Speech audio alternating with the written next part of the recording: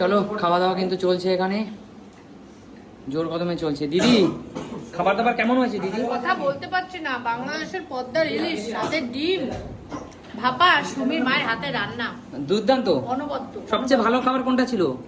সবচেয়ে ভালো খাবার মানে এটাই। ওলের ডাটা কেমন খেয়েছো? ওলের ডাটা হেভি দারুণ। আমি এরকম রান্না কোনোদিন খাইনি এর আগে। ওলের ডাটা সব পারফেক্ট, নুন ঝাল মিষ্টি সব পারফেক্ট। তাই ভাপাটাও সেরকম ভালো হয়েছে।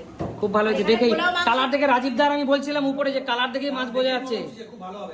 এখানে পোলাও মাংস হয়েছে, কিন্তু পোলাও মাংসটা কমন, অনেক সময় খাই, কিন্তু এই ইলিশ ভাপা ভাত দিয়ে উফ, কোনো কথা হবে না। এর থেকে ভালো আমি পোলাও মাংসটা বাসিনি, এটাই ভালোবাসি একদম।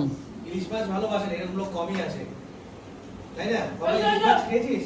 তোমার সামনে আমি আছি। ওদের পোলাও দেন, ওদের পোলাও দেন, ওদের পোলাও দেন। ওদের কি বলিস? ভালো তো ভালো শাক। বাইরে নিয়ে আসলো। তুমি সুই ভাত। এইবার পোলাওটা খেয়ে দেখবি। এই পোলাওটা সে হচ্ছে। আমার ভালো লাগে পাঠার জন্য।